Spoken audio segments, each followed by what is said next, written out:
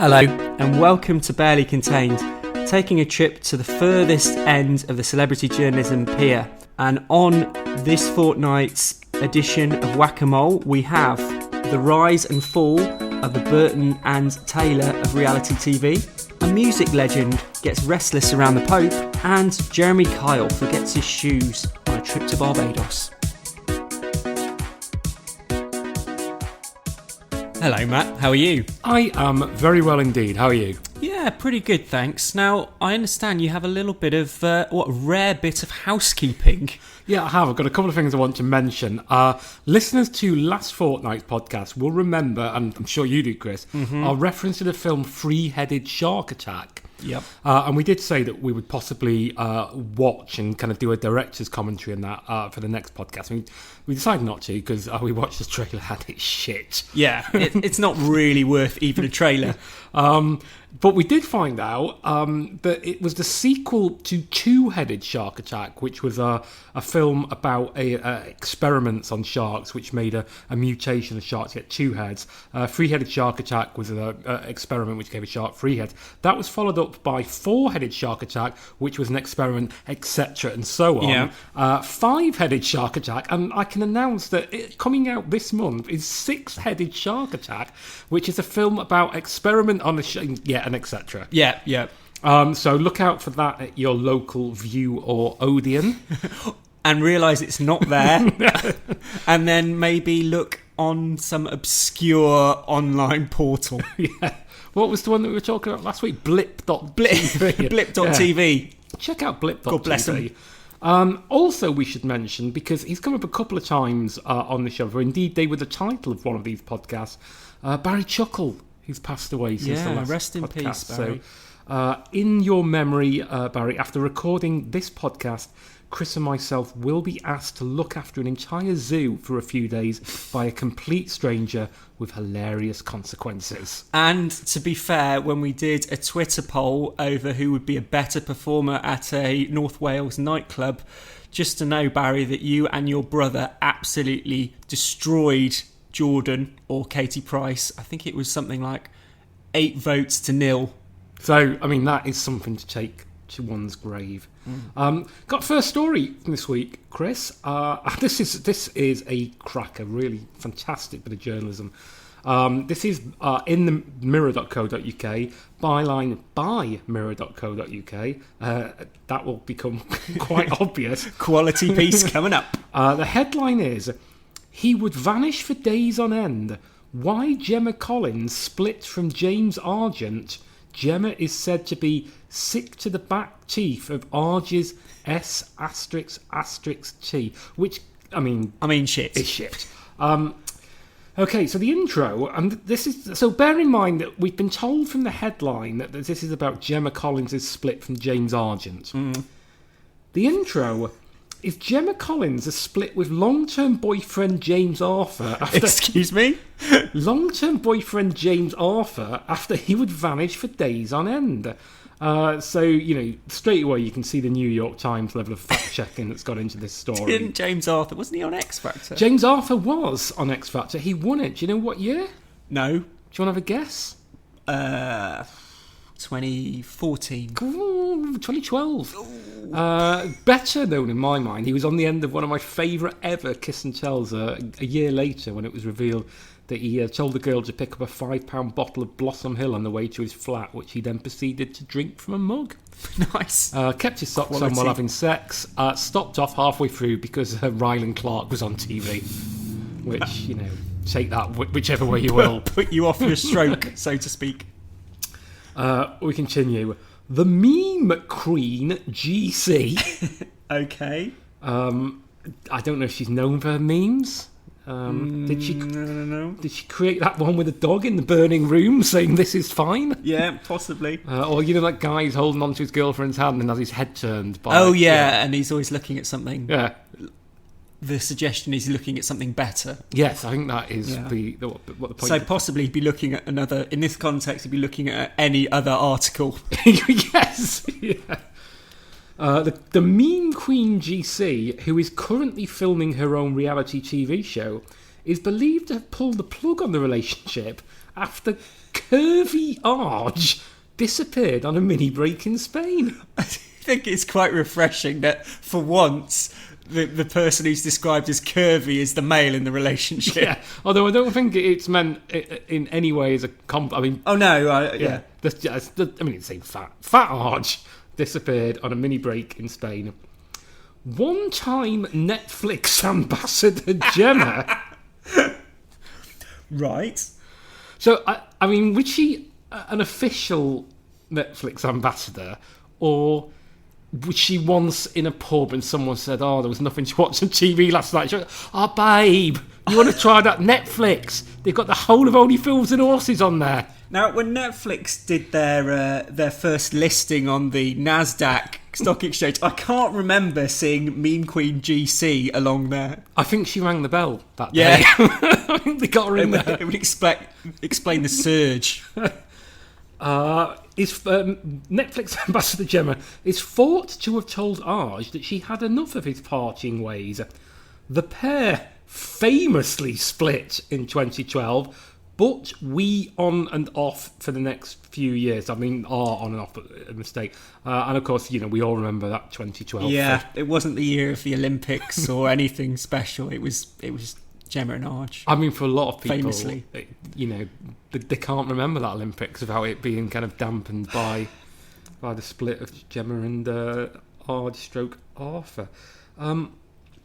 It was only when Arge vowed to be the perfect boyfriend on Towie did the pair go official, which sounds almost kind of formal and Dickensian, were it not for the fact that they spelt the word boyfriend incorrectly. Yeah. I feel now I should probably mention the fact that the Mirror very proudly proclaims when you go on its website to be the, in quotes, intelligent tabloid. Yeah, maybe this was before then. This was a little while back. We'll come to that. Yeah, you're absolutely right. But the dream swiftly came crumbling down this weekend. As dreams do.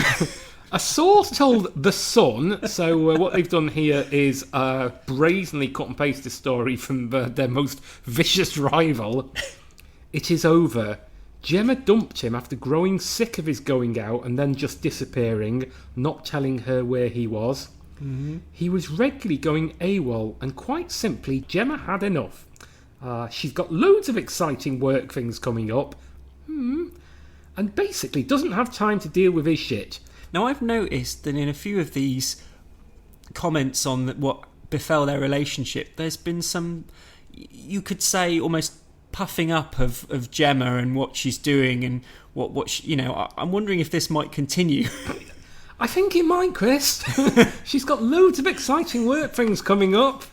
What is it they usually say in these circles? That, got a lot of irons in the fire. Absolutely. Can't talk about them at the moment. Yeah. Arge famously is doing a lot of heavy lifting in this article. Went missing back in August 2014 after forgetting to charge his phone and missing a flight. Classic Arge. Well, that's complete non sequitur, isn't it? That's why you miss a flight, because you forgot to charge your phone. The Nation became so worried about him, the hashtag #PrayForArge was trending for more than 12 hours. Maybe it's because he's such a prolific social media user that he didn't have any charge on his phone, so he wasn't able to tweet in response to people asking where the hell he was. Yeah, like Gemma. Or I'm getting a bit worried as well that there's a flash of self-awareness in this article. I'm wondering if mirror.co.uk knows that this is basically shit and they're just having a bit of fun with it. At least I'd hope so. Actually, yeah, we get into the next line. A source close to Arge, presumably a different source than the one that was quoted before. So I would expect so. Yeah, they're both equally non-existent. A source close to Arge said fashion brand owner Gemma, worth a reported £2.7 million, wanted a more serious lifestyle as she prepares to build a global presence. This source close to Arge, possibly Gemma? Fucking or global Gemma's PR company. What does it mean a global? Like the Barack Obama kind of institution for global peace. Well, you are underestimating the reach of some of these memes. Yeah. The source said Gemma decided enough is enough. He didn't keep his word on all the promises. If this source is close to Arj, I think he better get some better mates doing his briefing for him. She's become very successful in building her brand and wants to carry that on and become a global household name. Wow. From New York to Nairobi. Yep. She's frustrated Arj is still very much at a stage of partying hard and having fun. Possibly more realistically realising that that's the basis of his fame. Yeah, I think Arj is considerably more likely to party hard and have fun than she's become a global house. Are people trying to deliberately get into this podcast? Like, like people who say that they wanted to get into Sood's Corner in Private Eye. Yeah. This is, I don't know. Yeah. The two lifestyles don't match. She's a serious star and businesswoman. Absolutely. The on-off couple had decided to make another go of their relationship in April, and Gemma hopes it would be the happy ending she wanted. And that's the happy ending to this article. Wow. But it kind of just sudden, but yet fulfilling. I should say that this article was published on the 22nd of July, and since then the Mirror have reported that they have got back together. And since then, the Mirror have reported that they split up again. Oh, God. Oh, Matt, you dangled the carrot of reconciliation in front of my eyes, only to remove it once more. Okay, Chris, I believe you have brought to the table this fortnight a story about Gordon Matthew Thomas Sumner. Yes, which some of you listeners may be more familiar with as Sting. Okay. Sting and Trudy Styler are delighted to meet Pope Francis at the Vatican.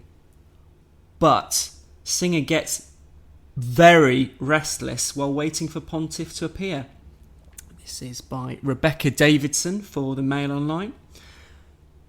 He's used to performing to adoring masses, but it was Sting who was sat in the audience for a change as he prepared to meet the Pope.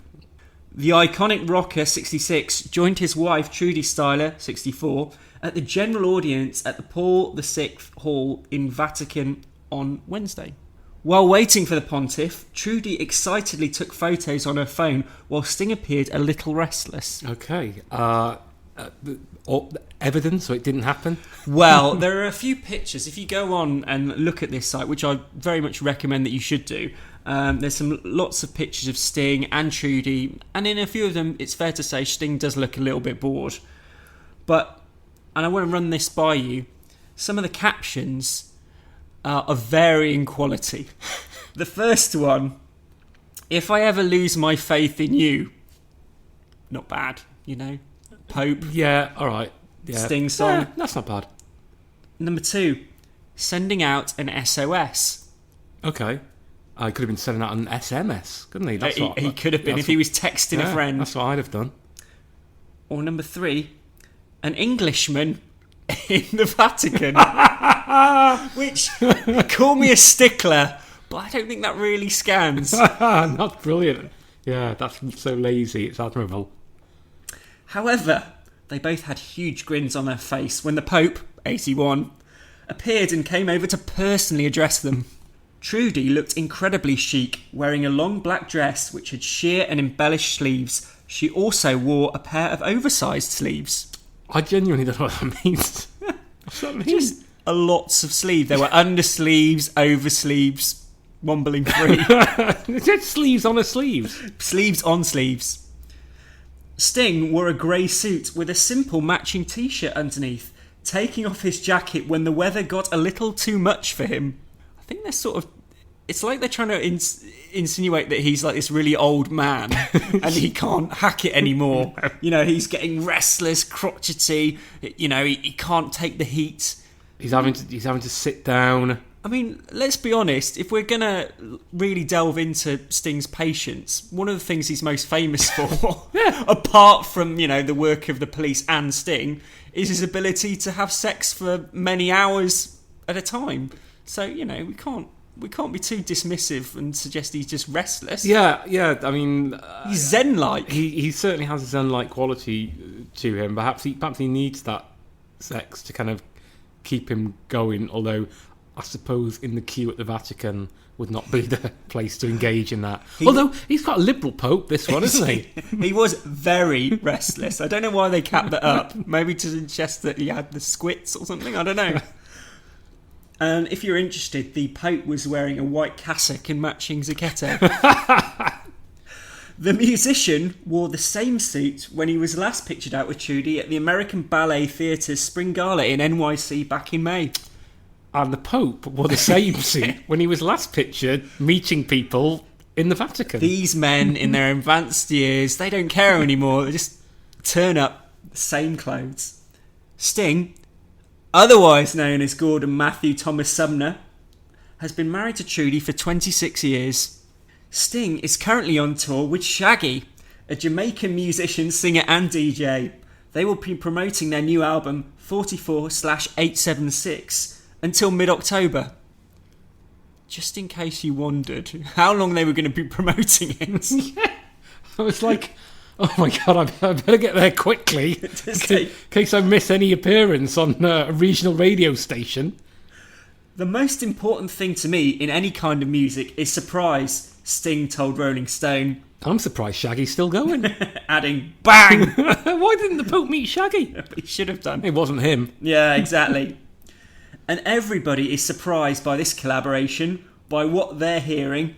We're surprising.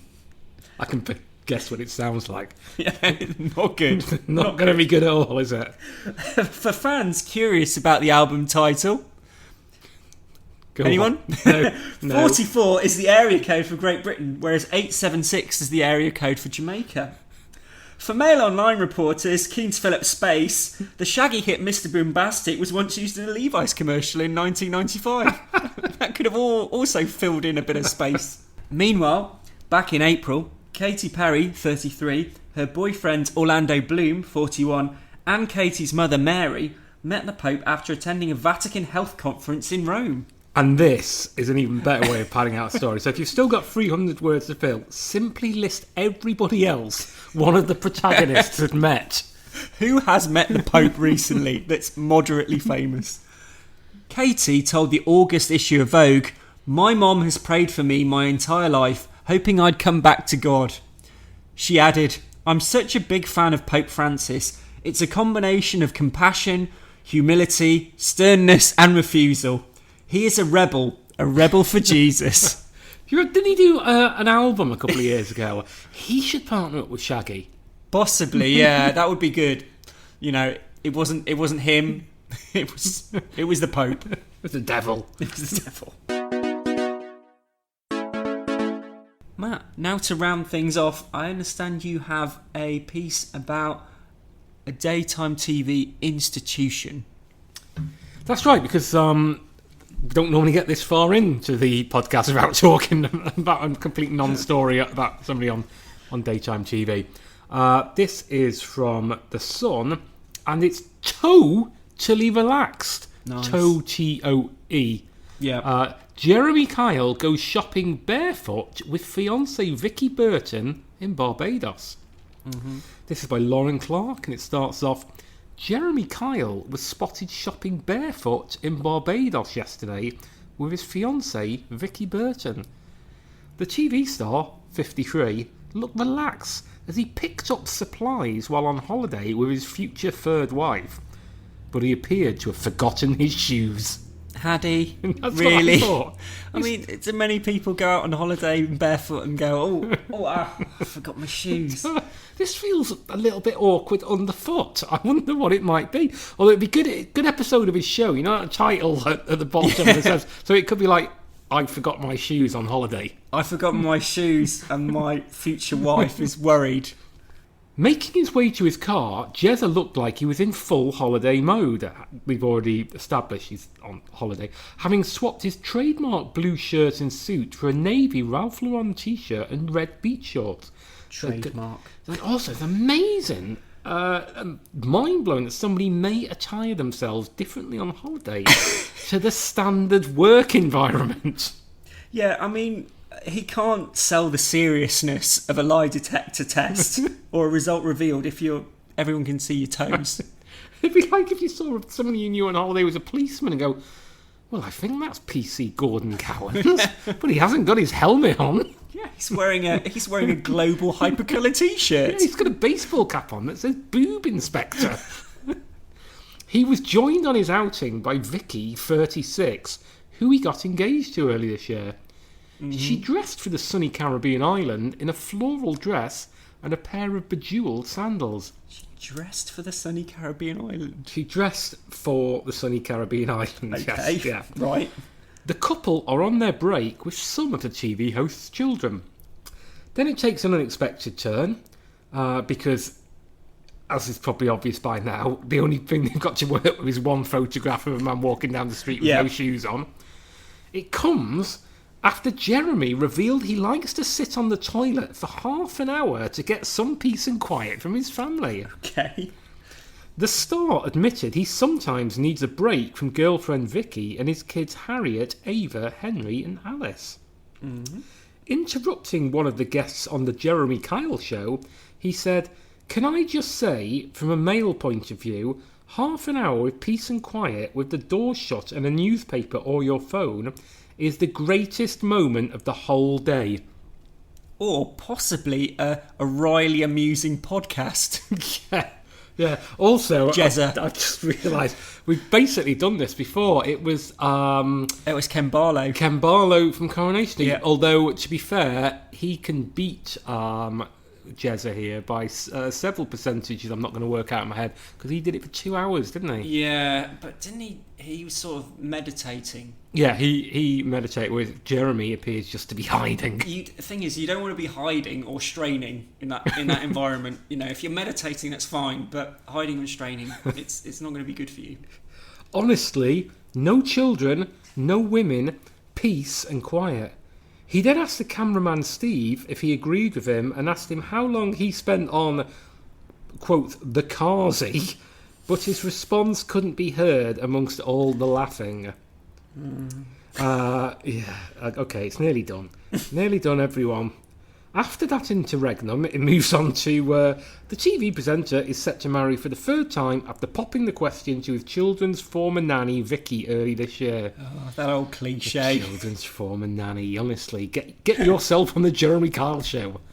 The Sun's Bizarre column revealed in February he had proposed to her on the Grenadines Island in the Caribbean.